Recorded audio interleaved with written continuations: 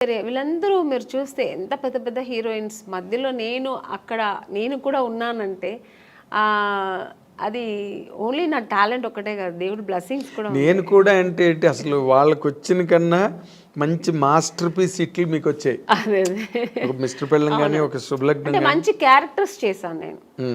Stardom అనేది పక్కన పెడితే పెద్ద పెద్ద స్టార్స్ నేను చేయకపోయి ఉండొచ్చు, బట్ మంచి మంచి డైరెక్టర్స్, పెద్ద పెద్ద స్టార్ డైరెక్టర్స్తో చేశాను. అవును. అంటే బాపు గారు పేరు చెప్తేనే తెలియని ఎవరు అసలు బాపు గారి సినిమానా. పైగా ఆయన సినిమాల్లో హీరోయిన్స్ బాగా అవును ఫ్రేముల్లాగా గీసి మరి అందంగా చూపిస్తారు, అందం లేని వాళ్ళు కూడా అందంగా చూపిస్తారు ఆయన, అది ఆయన అన్నమాట. అలాగే కె విశ్వనాథ్ గారు, కె రాఘవేంద్రరావు గారు, దాసనారాయణరావు గారు, కృష్ణారెడ్డి గారు, ఇలాంటి వాళ్ళు డైరెక్టర్స్ అంతా చేసే అవకాశం, మంచి మంచి క్యారెక్టర్స్ చేసే అవకాశం, మంచి పడినాయి. అది నా గాడ్ గ్రేస్. అదే ఇందాక ఇప్పుడు మీరు ఇంతమంది హీరోయిన్ లిస్ట్లో మీకు బాగా క్లోజ్ ఫ్రెండ్స్ అని చెప్పుకునే వాళ్ళు ఎవరండి?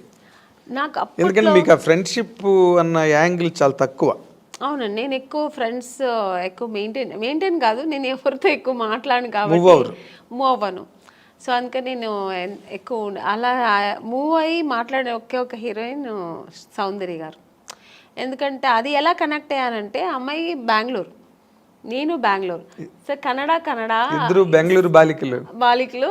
తర్వాత ఆ టైంలో మేము దగ్గర 3-4-5 పిక్చర్స్ కలిసి చేసాం మేము. సో చేసినప్పుడు అన్న చెల్లెలు, అమ్మ దొంగ, ఇలా చేసామన్నమాట. అది చేసినప్పుడు మేమిద్దరు ఆల్మోస్ట్ మా కాంబినేషన్ ఉండేది, ఇద్దరు పక్కన పక్కన కూర్చొని, ఆ అమ్మాయి కూడా ఒక కిడ్ లాగే, ఇంకా వేరే ఏం ఉండదు ఆలోచన. మా కన్నడ సినిమా సాంగ్స్ పాడుకుని, ఆ కన్నడ మాట్లాడడం అనేది అమ్మాయికి నా మీద ఎక్కువ ప్రేమ వచ్చేసింది, నాకు ఆ అమ్మాయి మీద ప్రేమ వచ్చింది.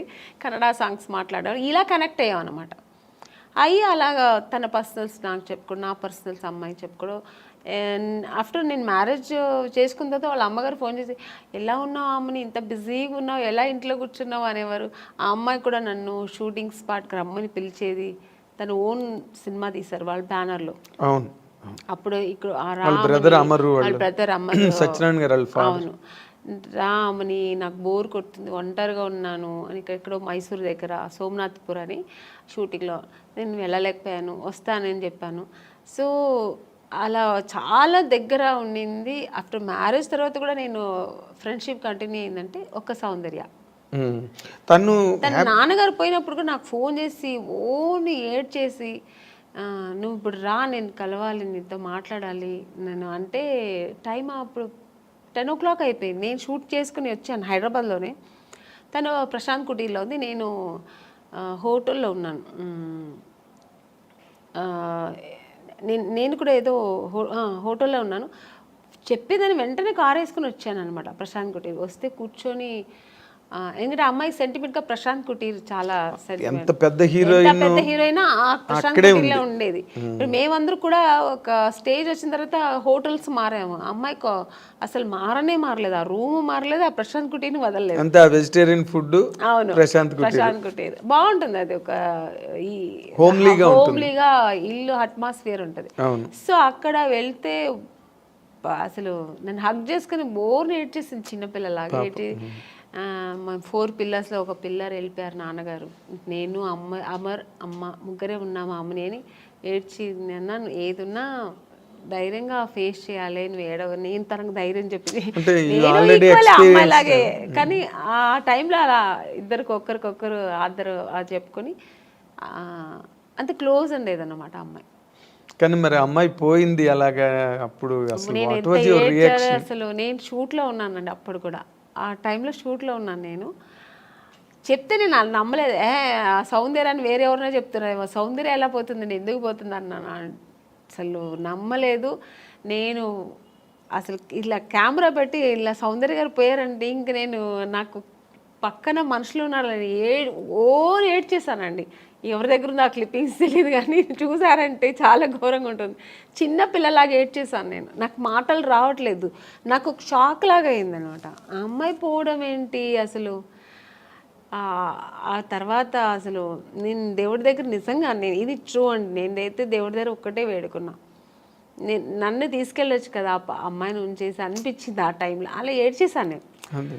సో చాలా మంచి అమ్మాయి కూడా అమ్మాయి, ఒక చాలా మంచి అమ్మాయి. మంచి అమ్మాయి, పర్సనల్గా అన్ని విషయాల్లో చాలా మంచి అమ్మాయి. ఆ టైంలో అలా ఫీల్ అయ్యాను అనమాట. ఇప్పుడు ఆ అమ్మాయిని తలుచుకున్న రోజు ఉండదు నాకు. ఎప్పుడైనా సినిమాలు వస్తే తన సినిమాలు చూస్తుంటే ఏడుపు వచ్చేస్తుంటుంది. నేననే కాదండి, అందరికీ సౌందర్య అంటే చాలా ఇష్టం. చాలా ఇష్టం. ఎందుకంటే అమ్మాయి ఎప్పుడు ఎవరిని ఒక్క మాట కామెంట్ చేయడం కానీ లేకపోతే ఇంకోళ్ళని క్రిటిసైజ్ చేయడం కానీ ఏమి ఉండదండి, ఆల్మోస్ట్ మీలాగే. అవును. మీ ఇద్దరు కనుక త్రాసులు వేస్తే అలాగే మంచి మంచి క్యారెక్టర్స్ చేసింది, మంచి మంచి ఆర్టిస్ట్, ఒక అమూర్ లాంటి సినిమా చేసింది, మంచి మంచి సినిమాలు వేసింది అలా. కానీ అమ్మాయి ఒక మంచి లైఫ్ చూడలేకపోయింది కదా అనిపించింది. వాస్ షీ హ్యాపీ అండి బిఫోర్ మ్యారేజ్ ఆల్సో? హ్యాపీ అండి అమ్మాయి. చల్లిమ యాక్చువల్గా అమ్మాయికి అలా ఉండడం ఇష్టం. సినిమా ఇంట్రెస్ట్ తక్కువ అండి. తను నాన్నగారు చెప్పారని హీరోయిన్ అయింది, కానీ తర్వాత తనకి ఇంట్రెస్ట్ వచ్చి తర్వాత చేసింది, అది వేరు. తన ఇష్టం ఏంటంటే మామూలు మన ఒక లైఫ్ ఉంది కదా, మ్యారేజ్ చేసుకోవాలి, మనం మామూలు ఒక సామాన్యులు మనుషులాగా ఉండాలని, హౌస్ వైఫ్ లాగా మన అందరిలా ఉండాలని చాలా ఇష్టపడేది నాకు తెలుసు అమ్మాయి. అలాంటి ఒక లైఫ్ ఆ అమ్మాయి అనుభవించకుండా వెళ్ళిపోయింది. సినిమాలో ఒక అంత ఎదిగిన అమ్మాయి ఒక పర్సనల్ లైఫ్ అనుభవించకుండా వెళ్ళిపోయింది అనేది తలుచుకుంటే చాలా బాధ. అదే జగపతి బాబుని చేసుకుంటుందని ఒక టైంలో లేదండి, అసలు ఆ జగపతి బాబు గారికి ఆ థాట్ లేదు. ఆయనకు ఆల్రెడీ మ్యారేజ్ అయ్యి పిల్లలు ఉన్నారు.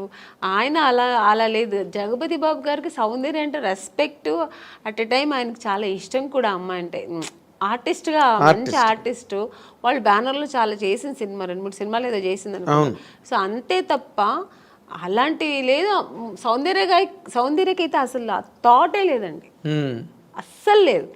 మీకు ఆ థాట్ ఉంటే ఆ అమ్మాయి, ఎందుకంటే వాళ్ళ అన్నగారు చెప్పిన అమ్మాయి అబ్బాయిని పెళ్లి చేసుకుంటుంది. వాళ్ళ అన్నగారు చెప్పారని ఆ అమ్మాయి చేసుకుంది. వాళ్ళ అన్నగారు చెప్పి ఏ మాట, నాన్నగారు ఉన్నంత వరకు నాన్నగారు మాట వినేది. చిన్నపిల్లలాగే అండి వాళ్ళ ఇంట్లో. నెక్స్ట్ అమ్మకి కూతురులాగే ఉండేది తప్ప చెల్లెలాగా ఉండేది కాదు. అవును, అమ్మరు ఏం చెప్తే అది వినేది. అమ్మరే అంత డెసిషన్ అంతా కూడా ఎప్పుడు కూడా. అలాంటి అన్నప్పుడు ఇంకా జగపతి బాబు గారి మీద అలాంటి అసలు అదంతా ఊరికి అప్పుడంతా ఇండస్ట్రీ అంతా విపరీతంగా మాట్లాడుకున్నారు. లేదండి, మీ చెవిలో పడిందో లేదో నాకు తెలియదు, తెలుసు నాకు కూడా, బట్ లేదు అలాంటి లేదు. ఓకే, ఆ అమ్మాయికి లేదు, జగపతి బాబు గారికి కూడా లేదు అలాంటి. ఆయన అసలు అందరితో బాగా క్లోజ్ గా మాట్లాడతారు. అలాగే ఆ అమ్మాయితో కూడా ఉండేవారు అనమాట. కాకపోతే అంటే ఎక్కువ సినిమాలు కలిసి చేశారు, అందుకని అలా వచ్చింది అది. వాళ్ళిద్దరూ కొంచెం ఒక 4-5 సినిమాలు కలిసి చేశారు ఆ టైంలో. అవును. తర్వాత ఇప్పుడు క్వైట్ కాంట్రాస్ట్ రోజా గారు.